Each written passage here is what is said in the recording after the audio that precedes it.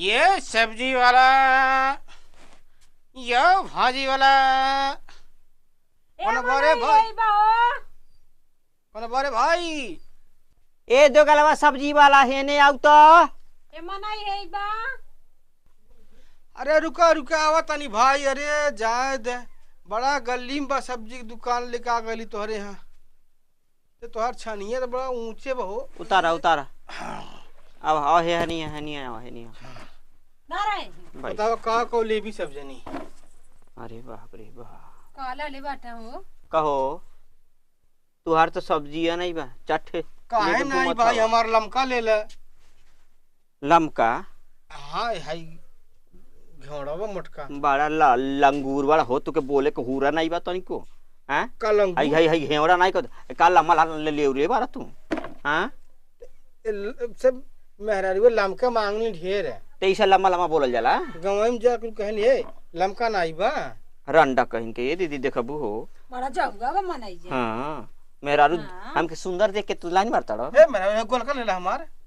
ए फूल देबे तू हल्लो ला। बड़ा जाऊगा बा हो। हां गोल का लमका कहता रहता है। गोल का टमाटर आई टमाटर नहीं कोई पावता रा। गोल बत का कही ऐसे जगह डायरेक्ट कहां से निकली पता नहीं चली हो जाला। बुझत नहीं बढ़ हमके। देखबू अम्मा का त मनाई जा। एकदम बमची का रे बा। ममची का रे बा। तो मन के ताकत तो हम खब का बोलला सब्जी।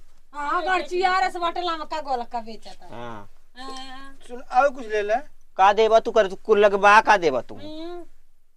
पर आलू बा ना कुछ बा। ये चाठो मरचा धइ जाले बाटा आ दुठ घेवड़ा और टमाटर। अरे वो तने बचल होई। अरे एक मरचा में सब जनी के पर आ जाई हो।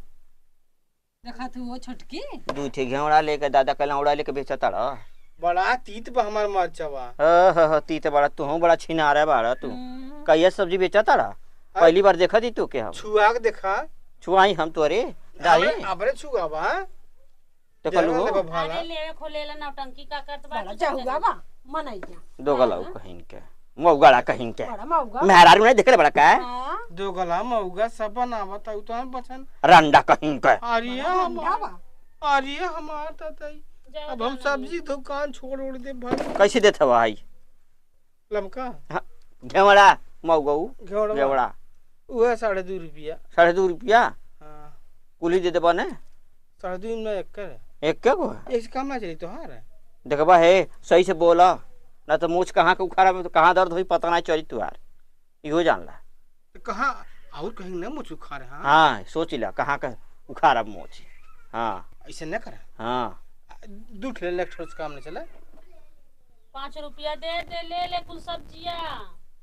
एक से करना काम चला दोनों ले ले।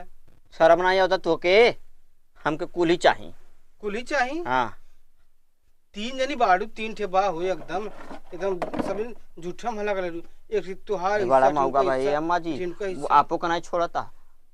हाँ उमर नहीं देखा तारा कैसन बोला तारा तू? के कटा जरा तक हम कुछ लेबे ना कर। बड़ा अंटा संटा बोलता। 5 रुपया लेबे। बड़ा जाऊगा बा 5 रुपया देई तो के ए लम कवर का कुलहीन के दो गलाऊ। कुलहीन के हाँ ते में हई 3 ठो और बा छोटका साइज जिया वाला है। एक न्यूर के गाड़ी में डाल लिया जल्ला दो गलाऊ तू नहीं छोटका लमका गोलका तब से कहता रहा दिमाग पिलपिला गइल बा हमार। तब से छोटका लमका गोलका प्रकार का मोटका हमार दिमाग पिलपिला गइल बा। ले ले सब जनी। हाँ दे देबू ओबर को चाहे जहाँ डार है। हाँ 5 रुपया ले ले धई दई गई थी दे 5 रुपया उसे बढ़िया पूरा ना दे हम खड़ा दे देबे। हाई क्या गांठ फाड़ खातिर ले घुमत हो का? अरे हम लाचले माला केहू हां केहू साइज ए भाई केहू छोट चाहे साइज का करी हो दो गलवा सब बोलता है भाई के केहू छोट साइज चाहे दे काट के दे देबे। काट के दे देबे हमन के लम्बा चाहिए।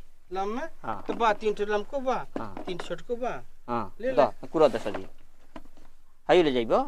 ई हमार रोजी हवे यही से तू लमका फाड़ देबे हम चल्ला ऐसे न कर। रोजी है तू कुरो सब्जी कुरो द अंदर कुल ले ले। हाँ कुरो वो कुल चाहिए जा। हाई गोल का चिल्लाता टमाटर नहीं बोल पाता ना। हाई हाई सी करता ना। हैं पैसा दे देबो ओबर को नहीं तो हमन के पैसा नहीं चाहिए। हाँ हम तो हम फिर ले ले। हाँ 3 ठो बा लमका हाँ 1 गोल का बा हाँ 3 छोटका में लमका। बोले का लूर ना आई बा चल भाग यहाँ से भाग। मग तो गला तू नाही मग मग लमका लमका